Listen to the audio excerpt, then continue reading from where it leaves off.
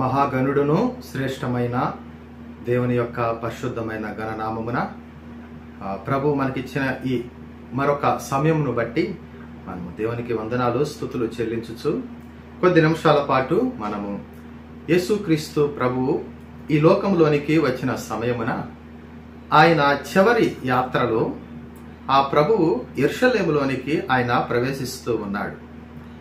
ఆ యెరూషలేములోనికి ప్రవేశించిన ఆ సమయమున జరిగిన కొన్ని సంఘటనలు నేను మీతో పంచుకోవటానికి ఇష్టపడుతూ ఉన్నాను. ప్రార్థనా రూపంలో మనము అంశంలోనికి ప్రవేశిద్దాము. ప్రభు యొక్క సహాయత మనము కోరుకుందాము. అందరము కళ్ళు మూసుకున్న సమయమున ప్రభువును మనము సహాయత కొరకు వేడుకుందాము. పరలోకమందున్న ప్రభువా, ప్రేమ కలిగిన తండ్రి, మీ పరిశుద్ధమైన గణనామమును కీర్తిస్తూ ఉన్నాము. ప్రభువా, మీరు ఈ లోకములోనికి వచ్చుట, ఈ లోకములోనికి మీరు ప్రవేశించిన సమయమున, మీరు ఈ లోకములోనికి మా దగ్గరికి సమీపముగా వచ్చిన సమయమున ఈ మానవాళి యొక్క జీవితము మార్పులోనికి వచ్చినది. ప్రభువా, ఈ లోకములోనికి రావటం మాత్రమే కాదు, కానీ మీరు మా హృదయములోనికి ప్రవేశించి ఉన్నారు. మా జీవితంలో ఒక గొప్ప ఘనమైన కార్యము చేసిన దేవుడవు నీ ఒక్కడివే ప్రభువా. అందుని బట్టి మీకే మా స్తుతి వందనాలు చెల్లిస్తూ ఉన్నాము. మరి ముఖ్యంగా ఈ సమయమున ప్రభువా, మీ వాక్య లేఖనములు ధ్యానించటానికై మీరు ఇచ్చిన అనుకూలతను బట్టి మీకు వందనాలు. ఈ వాక్య లేఖనాల ద్వారా మీరు మమ్మల్ని దర్శించండి. ఒక ఆత్మీయమైన జ్ఞానమును మీరు మా అంతరంగములోనికి మీరు ప్రవేశింపచేయండి. అందును బట్టి మేము మీకు నమ్మకమైన విశ్వాసుల వలె, బిడ్డల వలె మేము జీవించగలిగినట్లుగా మీ కృపా వాత్సల్యత మా మీద కనపరచమని కోరుకుంటూ క్రీస్తు యొక్క పరిశుద్ధ నామమున ప్రార్థిస్తున్నాము పరిశుద్ధపు తండ్రి. ఆమేన్, ఆమేన్. ప్రభు ఆయన చివరి యాత్ర ప్రారంభిస్తూ ఉన్న సమయమున ఆయన యెరూషలేములోనికి వచ్చుచూ ఉన్నాడు. ఆయన యెరూషలేములోనికి వచ్చిన విధానమును మనము చూస్తే 3 సువార్తల్లో మనము చూడటానికి, ధ్యానం చేయటానికి అవకాశం ఉన్నది. మరి ముఖ్యంగా మత్తయి సువార్త, మార్కు సువార్త, లూకా సువార్తలలో ఆయన చివరిసారిగా యెరూషలేములోనికి వచ్చుచూ ఉన్న విధానమును గురించి ఈ గ్రంథకర్తలు చాలా స్పష్టముగా ఆయన రాకడను గురించి, ఆయన యెరూషలేములోనికి వచ్చుచూ ఉన్న సమయమున జరిగిన కొన్ని ప్రాముఖ్యమైన విశేషమైన సత్యాలను గురించి ఈ 3 సువార్తలలో మనకు ఇచ్చుట జరిగి ఉన్నది. మరి ముఖ్యంగా మనకు కలిగిన ఈ సమయం అందు మత్తయి సువార్త 21వ అధ్యాయము మొదటి 11 వచనాలు మనము ధ్యానముకు సహాయకరంగా ఉండగలుగునట్లుగా మీరు కూడా వాక్యమును తెరిచి చదవవలసిందిగా ప్రేమతో కోరుచూ ఉన్నాము. మత్తయి సువార్త మనము చూస్తూ ఉన్నాము. 21వ అధ్యాయము మొదటి 11 వచనాలను మనము చదువుదామండి. తరువాత యెరూషలేమునకు సమీపించి ఒలీవ చెట్లు కొండ దగ్గరకు ఉన్న బెత్సగే వద్దకు వచ్చినప్పుడు యేసు తన శిష్యులతో, ఇద్దరిని చూచి, మీ ఎదుటనున్న గ్రామములోనకు వెళ్ళుడి. వెళ్ళగానే కట్టిపడి ఉన్న ఒక గాడిదయు దానితోనున్న ఒక గాడిద పిల్లయు మీకు కనబడను. వాటిని విప్పి నా యొద్దకు తోలుకొని రండి. ఎవడైనను మీతో ఏమైనను అనిన ఎడల అవి ప్రభువునకు కావలసి ఉన్నవని చెప్పవలెను. వెంటనే అతడు వాటిని తోలి పెట్టునని చెప్పి వారిని పంపెను. ప్రవక్త వలన చెప్పబడినది నెరవేరునట్లు ఇది జరిగెను. అదేమనగా, ఇదిగో నీ రాజు సాత్వికుడునై గాడిదను, భారవాహక పశువు పిల్ల అయిన చిన్న గాడిదను ఎక్కి నీ యొద్దకు వచ్చుచున్నాడు. సియోను కుమార్తెతో చెప్పుడి అని అనెను. శిష్యులు వెళ్లి యేసు తమకు ఆజ్ఞాపించిన ప్రకారము చేసి ఆ గాడిదను దాని పిల్లను తోలుకొని వచ్చి వాటి మీద తమ బట్టలను వేయగా ఆయన బట్టల మీద కూర్చొని ఉండెను. 8వ వచనం 21వ అధ్యాయం మత్తయి సువార్త. జనసమూహములోను అనేకులు తమ బట్టలను దారి పొడుగునా పరిచిరి. కొందరు చెట్ల కొమ్మలు నరికి దారి పొడుగునా పరిచిరి. జనసమూహములలో ఆయనకు ముందుగా వెలుచూ ఉండిన వారును వెనక వచ్చుచూ ఉండిన వారును, దావీదు కుమారునికి జయము, ప్రభువు పేరట వచ్చువాడు స్తుతింపబడునుగాక, సర్వోన్నతమైన స్థలములలో జయము అని కేకలు వేయొచ్చు ఉండేరి. ఆయన యెరూషలేములోనికి వచ్చినప్పుడు పట్టణమంతయు ఈయన ఎవరో అని కలవరపడెను. జనసమూహము ఈయన గలిలియాలోని నజరేతు వాడగు ప్రవక్త అయిన యేసు అని చెప్పిరి. మనము చదివిన 21వ అధ్యాయం మత్తయి సువార్తలో మనము చూసినట్లయితే విజయకరముగా యెరూషలేములోనికి ప్రవేశించుచూ ఉండిన ప్రభువును మనము చూచుచూ ఉన్నాము. ఈ అంశము చాలా ప్రాముఖ్యమైనది. మొదటి వచనము నుండి 11వ వచనం వరకు జాగ్రత్తగా మనము ఆలోచించినట్లయితే జయప్రవేశము చేయుచూ ఉండిన యేసును మనము చూచుచూ ఉన్నామండి. ఇక్కడ కట్టబడిన స్థితిలో ఉండిన గాడిద మనకు కనిపిస్తూ ఉన్నది. మరి కొంతమంది శిష్యులు మనకు కనిపిస్తూ ఉన్నారు. అనేకమైన ప్రజలు ప్రభువును ఆహ్వానిస్తూ ఉన్నారు. ప్రభువు ఒక జయ జీవితము కలిగిన వ్యక్తి వలె ఆయన యెరూషలేములోనికి ప్రవేశిస్తూ ఉన్నాడు. యేసుక్రీస్తు ప్రభువు 33.5 సంవత్సరములు పరిచర్య చేసి ఆయన పరిచర్య ముగించుకొని యెరూషలేములోనికి ఒక రక్షణ దయచేయటానికై, శిలువ మరణము పొందటానికై, ఆ శిలువలో చేయవలసిన ఒక ఉన్నతమైన ఘట్టములోనికి ఆయన ప్రవేశిస్తూ ఉన్నాడు. ఈయన యెరూషలేములోనికి ప్రవేశించుట ఈ ప్రభు ఇది చివరిసారి.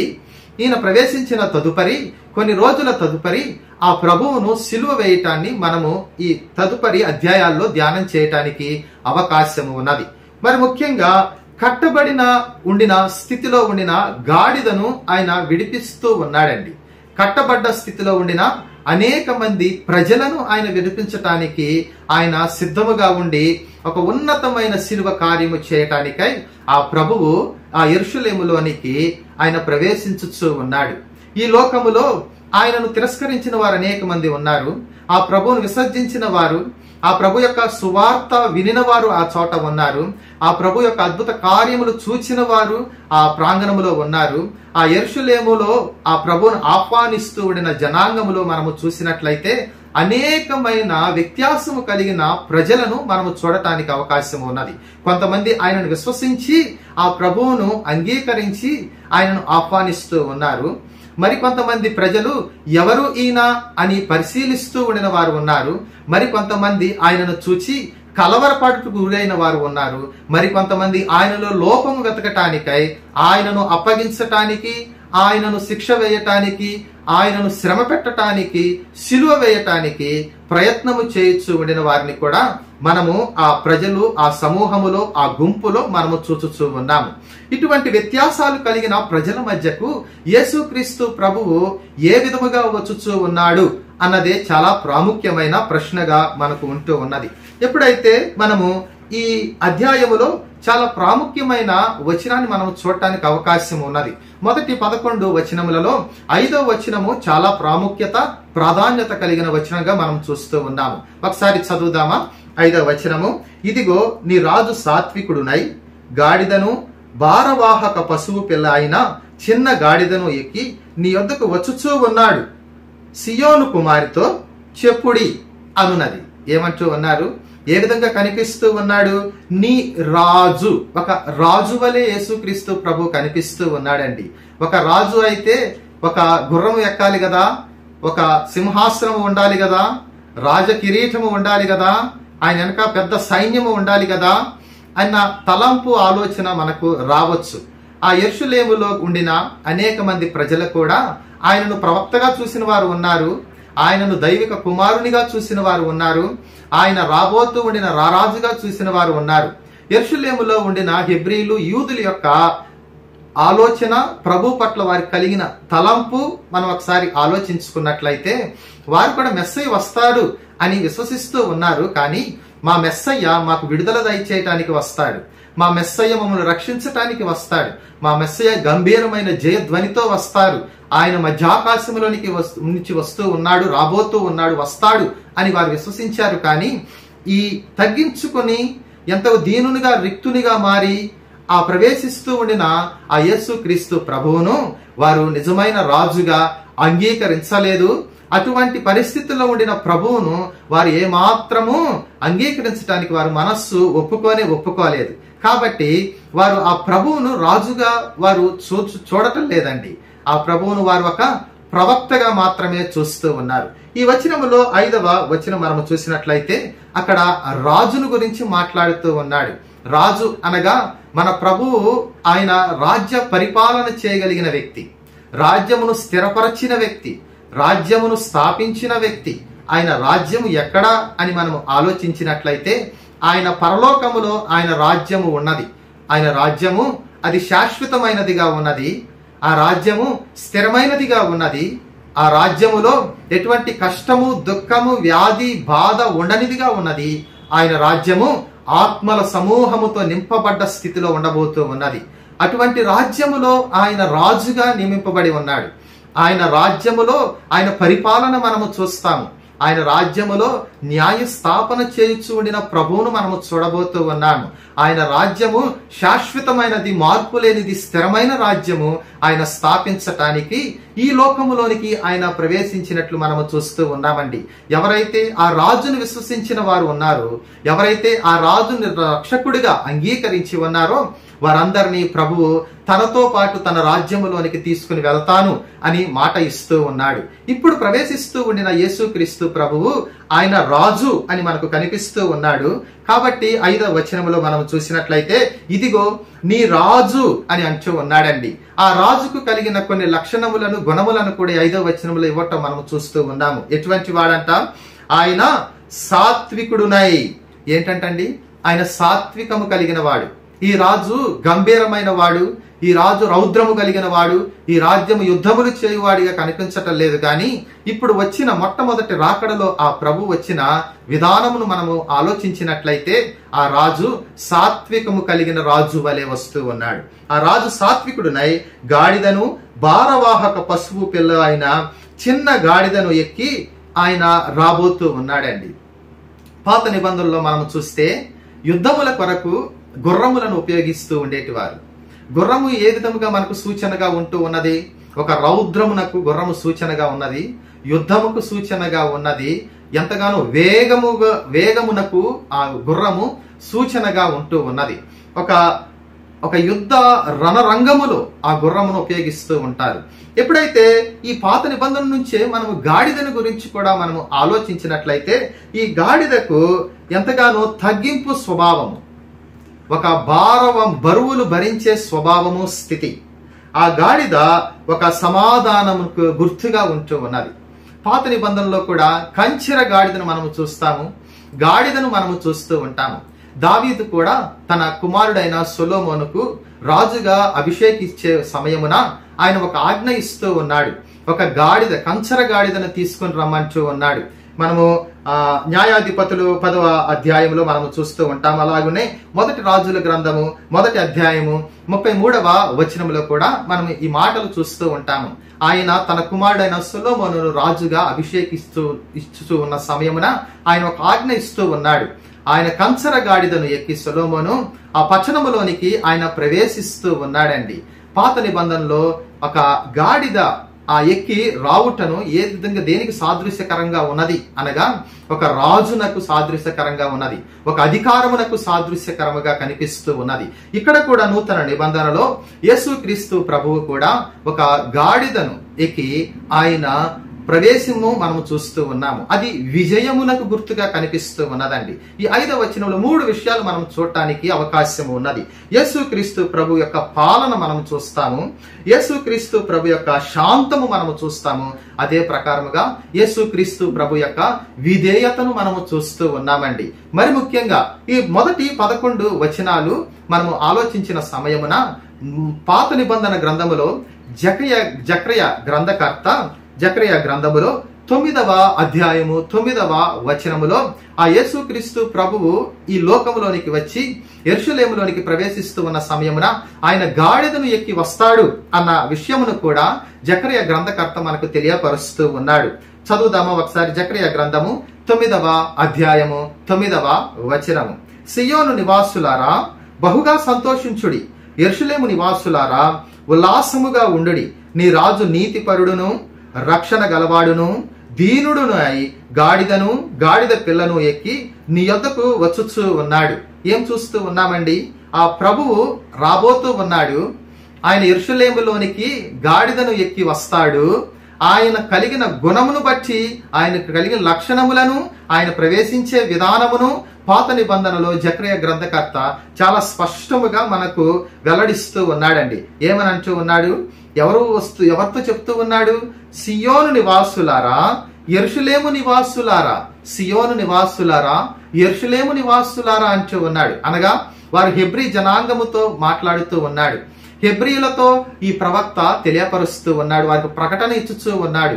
మీరందరూ వినుడి అని మాట్లాడుతూ, ఓ నివాసులారా, యెరూషలేములో ఉండిన యూదులారా, హెబ్రీయులారా, సియోను నివాసులారా, యెరూషలేము పట్టణస్థులారా, అక్కడ నివసిస్తూ ఉండిన ప్రజలారా, మీ అందరికీ సంతోషము రాబోతూ ఉన్నది, ఉల్లాసము రాబోతూ ఉన్నది.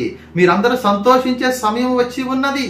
మీరు ఉల్లాసముతో ఆనందముతో ఉండే సమయం వచ్చి ఉన్నది. దేనిని బట్టి? ఎప్పుడైతే మీ మధ్యలోనికి ఒక ప్రభు రాబోతూ ఉన్నాడు, మీరు ఎదురు చూచుచూ ఉండిన రాజు రాబోతూ ఉన్నాడు. ఏమిటి ఆ రాజులో ఉండిన గుణములను కూడా చక్కగా స్పష్టంగా తెలియపరిచాడు కదా ఈ జకర్యా గ్రంథకర్త. ఏమంటూ ఉన్నాడు? ఎవరంట ఆ రాజు? ఏ విధముగా ఉంటాడు? ఏ విధంగా మీ మధ్యలోనికి వస్తాడు? అతడు నీతిమంతుడు, నీతిపరుడు, నీతి న్యాయములను స్థాపించటానికి వస్తూ ఉన్నాడు. ఆయనలో ఏ దుర్నీతి లేదు, ఆయనలో ఎటువంటి దుష్టత్వము లేదు, ఆయన ఎటువంటి కల్మషము లేదు, ఆయన ఎటువంటి అపవిత్రత లేదు. ఆయన పరిశుద్ధుడు, ఆయన ఒక్కడే నీతిపరుడు. ఆ నీతిమంతుడు మీ మధ్యలోనికి వస్తూ ఉన్నాడు. రెండవదిగా ఆయన రక్షణ గలవాడు, ఆయన రక్షించువాడు. ఈ రాజు మీ జీవితాన్ని రక్షించటానికి మీ మధ్యలోనికి వస్తూ ఉన్నాడు. మీ పాపములో నుంచి రక్షించటానికి, దోషములో నుంచి రక్షించటానికి, అపవిత్రతలో నుంచి రక్షించటానికి, దుష్టత్వములో నుంచి మనం మానవాళిని రక్షించటానికి, అనేకమైన పాప జీవితంలో కూరుకుపోయిన మానవుణ్ణి ఆయన రక్షణ, విడుదల, విమోచన దయచేయటానికి ఈ రాజు వచ్చుచూ ఉన్నాడు. అంత మాత్రమే కాదు గాని మూడవదిగా ఆయన దీనుడిగా వస్తూ ఉన్నాడు అంటండి. ఆయన దారిద్ర్యమును అంగీకరించి వస్తూ ఉన్నాడు. ఆయన తగ్గించుకొని వస్తూ ఉన్నాడు. ఒక గార్భాటముతో ఆయన రావటం లేదు, ఒక గొప్ప ఘోర ధ్వనితో ఆయన రావటం లేదు, ఎంతగానో సైన్యములతో ఆయన రావటం లేదు, దోతలతో ఆయన రావటం లేదు. గాని ఆ ప్రభువు యెరూషలేములోనికి ఏ విధంగా వస్తూ ఉన్నాడంట? ఆయన దీనుడిగా వస్తూ ఉన్నాడు. ఆ గాడిదను ఎక్కి ఆ ప్రభు యెరూషలేములోనికి వస్తూ ఉండిన విధానం మనకేమి కనపరుస్తూ ఉన్నది అనగా, ఒక రాజు రాబోతూ ఉన్నాడు. ఒక రాజు ఆ యెరూషలేములోనికి ప్రవేశిస్తూ ఉన్నాడు. ఆ యెరూషలేములోనికి ప్రవేశించిన రాజు ఆయన ఏం చేస్తాడయ్యా అని మనము చూస్తే, మానవాళిని నీతిమంతులుగా చేస్తాడు. ఆయన నీతిని స్థాపిస్తాడు. అనేక మంది ప్రజలు నీతి న్యాయము లేని స్థితిలో ఉండగా వారిని నీతిమంతులుగా తీర్చటానికై ఆ ప్రభు వచ్చుచూ ఉన్నాడు. రెండవదిగా ఆయన మానవాళికి పాపము నుండి, దోషము నుండి, శిక్ష నుండి, శ్రమ నుండి, భారము నుండి ఆయన రక్షించటానికి వస్తూ ఉన్నాడు. మూడవదిగా మనం చూసినట్లయితే ఆయన దీన మనస్సు కలిగిన వాడుగా వస్తూ ఉన్నాడు. ఆయన ఎక్కడికి వస్తూ ఉన్నాడు? నీ యొద్దకు వస్తూ ఉన్నాడు. చూసారా ఎంత స్పష్టంగా మాట్లాడుతూ ఉన్నాడు? మనకు కలిగిన దేవుడు ఎటువంటి వాడండి? మనకు కలిగిన ప్రభు ఎటువంటి వాడు? మనం ఆరాధిస్తూ ఉండిన దేవుడు ఎటువంటి వాడు? మనం గణపరుస్తూ ఉండిన ప్రభు ఎటువంటి వాడు? ఆయన మన దగ్గరకు వచ్చిన దేవుడే అండి. ఆయన ఉన్నతమైన సింహాసనం మీద ఆసీనుడై ఉన్న దేవుడు. మహిమా సింహాసనం మీద ఆయన రాజ్యము స్థిరపరుచి ఉన్నాడు. ఆయన మహిమాస్వరూపి అయిన దేవుడు. ఆయనను కూడా శరీరధారి అయి మన వద్దకు వచ్చిన ప్రభు మనకు ఉన్నాడండి. ఆయన మన వద్దకు వచ్చిన రాజు మన దగ్గరకు ఉన్నాడు. ఆయన మానవాళి యొక్క జీవితాన్ని రక్షించటానికి, మానవాళి యొక్క జీవితాన్ని నీతిలోనికి నడిపించటానికి, రక్షణ దయచేయటానికి తను తాను దీనునిగా తగ్గించుకొని వచ్చిన విధానం మనకు కనిపిస్తూ ఉన్నది. యెరూషలేము జనాంగముతో, ఇశ్రాయేలు జనాంగముతో ఈ జకర్యా గ్రంథకర్త అదే మాటలు అనేకమైన సంవత్సరముల క్రితము ఆయన ప్రవచించి ఉన్నాడు. అయినను కూడా వారు ఆ ప్రభువును రాజుగా అంగీకరించలేకపోయారు, ఆ ప్రభువును నిజరక్షకుడిగా స్వీకరించలేకపోయారు. దీనునిగా వచ్చిన ఆ ప్రభువును వీరు అంగీకరించలేకపోయారు. కాబట్టియే మనము నూతన నిబంధనలో మొదటి అధ్యాయము నుండి సువార్తలు మనం ధ్యానం చేసిన సమయమున వారు ప్రభువుని తిరస్కరిస్తూనే వస్తూ ఉన్నారు. నీవు రాజువా అని ప్రశ్నించారు. అనేకమైన దోషములు ఆయనలో వెతకటానికి చూశారు. ఆయనలో అనేకమైన కల్మషము ఉన్నదేమో, ఏదైనా డాగు, మత్స, డాంబికం ఏమైనా ఉన్నదేమో అని అనేక మంది ప్రధాన యాజకులు ఏమిటి, పరిశులు ఏమిటి, సద్దుకేయులు ఏమిటి, వారందరూ నిత్యము ఆయనను వెంటాడుతూ లోపము వెతకటానికి వారు ప్రయత్నం చేస్తూనే ఉన్నారు. ఇక్కడ ఈ జకర్యా ప్రవచించిన ఈ వచనము ఈ నూతన నిబంధనలు మత్తయి సువార్త 21వ అధ్యాయం 5వ వచనములో నెరవేర్పును మనము చూస్తూ ఉన్నాము కదా. ఆయన ఏ విధముగా వస్తూ ఉన్నాడు, ఆయన గుణం ఏమిటంట? 5వ వచనంలో క్రీస్తు యొక్క పాలన మనకు కనిపిస్తూ ఉన్నది. క్రీస్తు యొక్క శాంతము మనకు కనిపిస్తూ ఉన్నది. యేసుక్రీస్తు యొక్క విధేయత మనకు కనిపిస్తూ ఉన్నది. ఆయన పరిపాలన చేయబోతూ ఉన్నాడండి. పరిపాలన చేయటానికి వచ్చిన ప్రభు మన కొరకు ఉన్నాడు.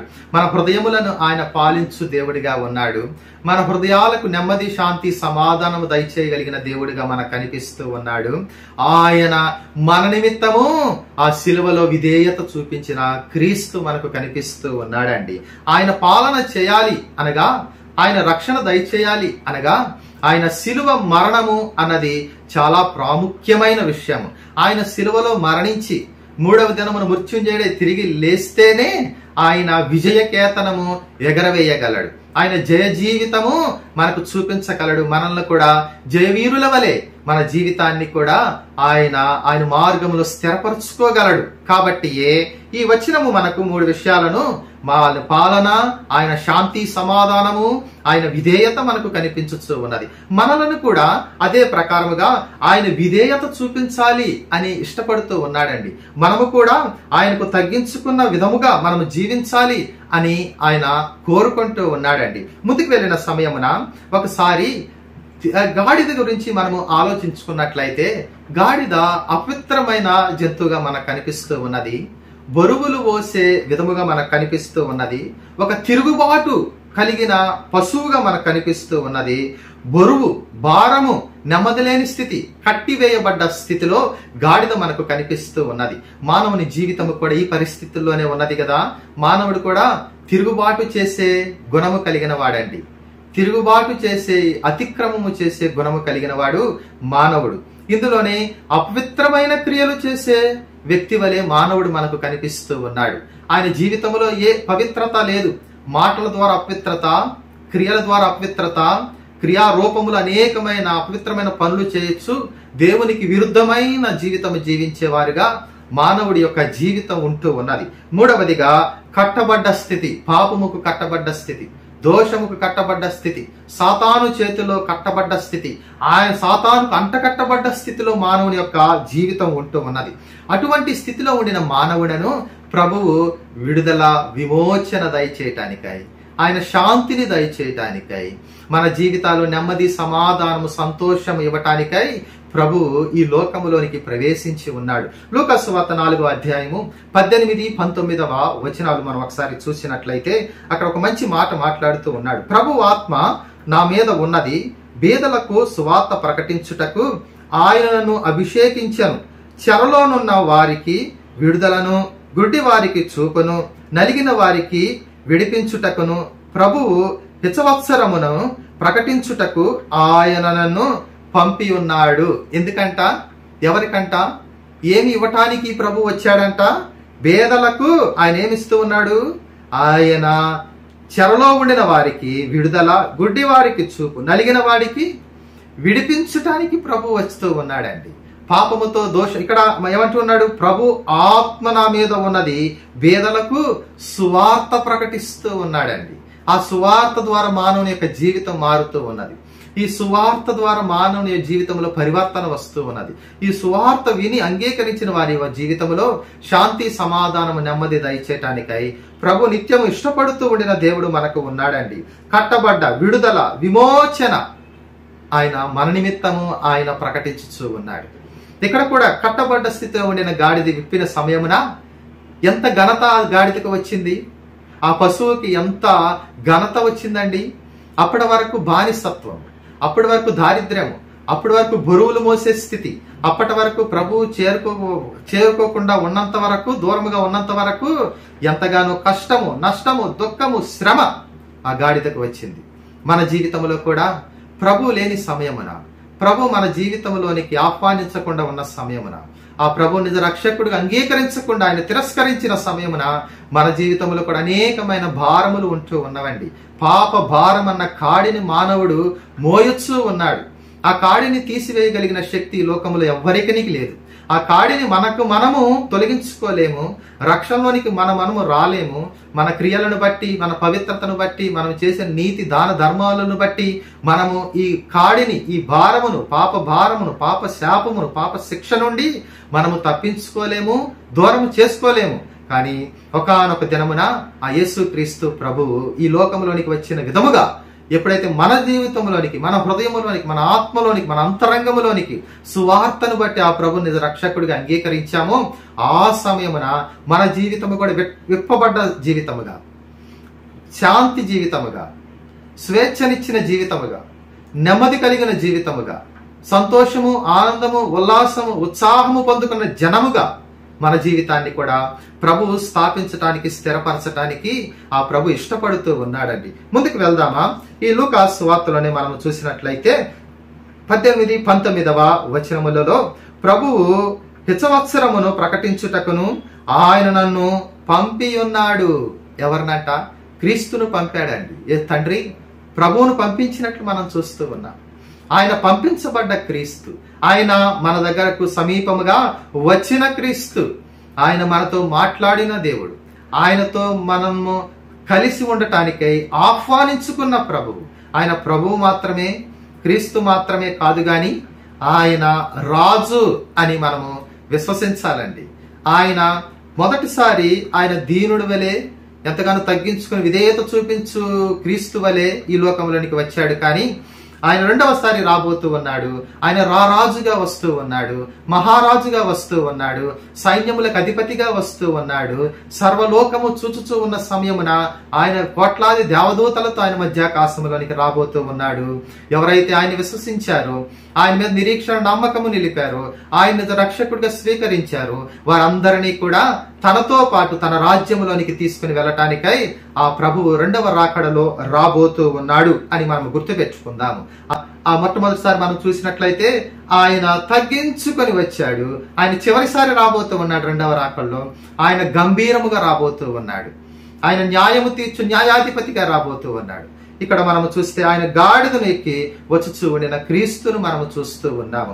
ముందుకు వెళ్ళినట్లయితే ఆయన ఈ లోకంలోనికి వచ్చిన సమయమున వేటిని నుండి ఆయన విడుదల కలిగించాడు, వేటి నుండి మానవుని యొక్క జీవితాన్ని రక్షించాడు, వేటి నుండి ఆ ప్రభు మానవాళికి నెమ్మది సమాధానము దయచేశాడు అన్న విషయాన్ని మనం ధ్యానం చేసినట్లయితే కీర్తనకారుడు 107వ కీర్తన 13వ వచనము 28వ వచనములో ఆయన అంటూ ఉన్నాడు, ప్రతి విధమైన ఆపదల నుండి ఆ ప్రభు మనల్ని రక్షించాడండి.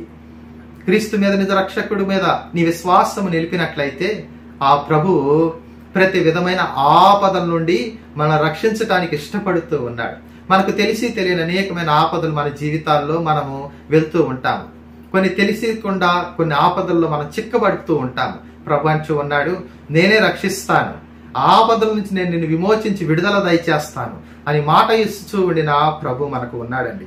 ఇదే కీర్తనలో 34 వచనం మనం చూసినట్లయితే భయములన్నిటిలో నుండి ఆ ప్రభు మనల్ని రక్షిస్తాడండి. అనేకమైన భయములు మన జీవితాల్లో ఉంటూ ఉన్నాయి కదా. కుటుంబం నిమిత్తం భయపడుతూ ఉంటాము, ఉద్యోగాల కొరకు భయపడుతూ ఉంటాము, ఆరోగ్యము కొరకు భయపడుతూ ఉంటాము, అనారోగ్యముతో కొట్టుమిట్టాడుతూ అనేకమైన దినముల నుంచి స్వస్థత లేని స్థితిలో ప్రాణ భయముతో మానవుడు ఎంతగానో కొట్టుమిట్టాడుతూ ఉన్నాడండి. అన్ని భయముల నుండి ప్రభు మనల్ని రక్షిస్తాను, నీ జీవితంలో నెమ్మది ఇస్తాను అని మాట ఇస్తూ ఉన్నాడండి. రోమిలకు రాయొచ్చు పౌలు 8వ అధ్యాయం 2వ వచనంలో పాప శాపము నుండి ప్రభు మనల్ని విడిపించి విడుదల దయచేస్తానని మాట ఇస్తూ ఉన్నాడు. పాపమునను శాపమును జయించగలిగినటువంటి శక్తి ఈ లోకములో ఎవరికీ లేదు, ఆ యేసుక్రీస్తు ప్రభువుకు మాత్రమే. పాపమును క్షమించగలిగినటువంటి అధికారము, శక్తి కూడా ఆ యేసుక్రీస్తు ప్రభువుకు మాత్రమే ఉన్నది. కాబట్టి మన పాప భారము పోవాలి అనగా ఆ శాపము నుండి, ఆ శిక్ష నుండి, ఆ శ్రమ నుండి మనము తప్పింపబడాలి అనగా మనం ఎవరిని ఆశ్రయించాలి? ఆ ప్రభు పాదములను ఆశ్రయించే వారముగా ఉండాలి. మూడవదిగా మనము చూస్తే కీర్తన 71:4వ వచనం నుండి ప్రతి కీడు చేయి వారి చేతిలో నుండి, చెరలో నుండి ప్రభు మనల్ని విడుదల విమోచన దయచేస్తారని మాట ఇస్తూ ఉన్నాడండి. అనేక మంది కీడు చేసేటి వారు మన చుట్టూతా ఉంటారు, మనలను ఆపదల్లోనికి నెట్టేటి వారు మన చుట్టూతా ఉంటారు, మన మీద అనేకమైన అభాండాలు వేసేటి వారు, శిక్షకు గురి చేసేటి వారు, అవమానపరిచేటి వారు, మనల్ని అపహాస్యము చేసేటి వారు ఈ లోకములో అనేక మంది ఉంటారు. కానీ వారి చేతిలో నుండి మనం తప్పించుకోవటం మనకు అసాధ్యము. బట్ ఎప్పుడైతే క్రీస్తు యొక్క పాదములు పట్టుకుంటామో ఆయన మాత్రమే మనల్ని విడుదల విమోచన దయచేస్తానని మాట ఇస్తూ ఉన్నాడండి. నీ బాధలన్నిటిలో నుండి ప్రభు మనల్ని రక్షిస్తాను, విడుదల దయచేస్తాను అని మాట ఇస్తూ ఉన్నాడు. మొట్టమొదటిగా మనము చూసాము, ప్రభువు గాడిదను ఎక్కి ఆయన ఈ లోకములోనికి వచ్చిన సమయమున చివరి యాత్రలో యెరూషలేములోనికి ఆయన ప్రవేశిస్తూ ఉన్నాడండి. ఆయన ప్రవేశిస్తూ ఉన్నాడు. ఆయన ప్రవేశించిన సమయమున ఆయన ఆహ్వానిస్తూ ఉన్నారు. ఆ యెరూషలేము జనాంగం అంతా ఆయన ఆహ్వానిస్తూ ఉన్నారు. ఏమని ఆహ్వానిస్తూ ఉన్నారు? నీకు జయము జయము అని ఆహ్వానిస్తూ ఉన్నారు. 9వ వచనములో ఏమని? దావీదు కుమారునికి జయము, ప్రభు పేట వచ్చువాడు స్తుతింపబడును గాక, సర్వోన్నతమైన స్థలములో జయము అని కేకలు వేయచ్చు ఉన్నారండి. ఇటువంటి స్తుతి కీర్తన మన జీవితంలో కూడా ఉండాలి. ఇటువంటి సంతోషకరమైన స్తుతి, ప్రశంస, స్తుతి, ఆరాధన మన హృదయములో కూడా ఉండాలండి. ఎప్పుడు ఉంటది? ఎప్పుడైతే ఈ భారం అంతా పోతదో, ఈ పాప భారము పోతదో, ఈ పాప శాపము పోతదో, ఈ పాప శిక్ష పోతదో, మన జీవితంలో ఎప్పుడైతే రక్షణ మనం పొందుకొని ఉంటామో మనము కూడా ఇటువంటి జయకేతనము, జయముతో కూడిన కేకలు వేయచ్చు. ఆ ప్రభు రాబోతూ ఉన్నాడు. నా ప్రభు అతి త్వరగా రాబోతూ ఉన్నాడు. ఆయన శీఘ్రముగా రాబోతూ ఉన్నాడు. తన సమూహముతో నా జీవితాన్ని స్థిరపరుచుకుంటాడు. నా ఆత్మ ఆయనతో మమేకము చేసుకుంటాడు. ఉన్నతమైన సింహాసనము దగ్గరికి ఆయన నన్ను తీసుకుని వెళతాడు. సర్వోన్నతమైన స్థలములో ఆయనకి, దేవునికి మహిమ చెల్లించటానికై మనందరము కూడా ఆత్మస్వరూపితో ఆయన మహిమలోనికి ప్రవేశించబోయే ఎదురుచూపు ప్రతి ఒక్క విశ్వాసికి ఉండాలండి. అటువంటి ఆ జీవితము మనందరము కోరుకునే వారముగా మాత్రమే కాదు గాని నిత్యము ఆయనను ధ్యానించే వారముగా, ప్రార్థించే వారముగా, కనిపెట్టుకునే వారముగా ఉండాలి అని బైబిల్ తెలియపరుస్తూ ఉన్నది. ఇటువంటి సంతోషము, సమాధానము మీ అందరి జీవితంలో కూడా మీరు పొందుకోవాలి అని నిత్యము మీ అందరి కొరకు ఇటువంటి సంతోషము, ఇటువంటి సమాధానము మీ జీవితంలో పొందుకోవాలి. మీరందరూ ప్రభు యొక్క చల్లని నీడలో దీవించి ఆశీర్వదింపబడాలి అనేసి మీ అందరి నిమిత్తము నేను నిత్యము నా అనుదిన ప్రార్థనలో జ్ఞాపకం చేసుకుంటూ ఉంటాము. దేవుడి మాటలు దీవించును గాక. ఆమేన్. ప్రార్థన చేసుకుని మనం సెలవు తీసుకుందాం. ప్రేమ కలిగిన ప్రభా, మీ పాదములకు వందనాలు ప్రభా. ఈ లోకములోనికి మీరు వేయించేసి ఉన్నారు. ఒక రాజు వలె వేయించేశారు ప్రభా.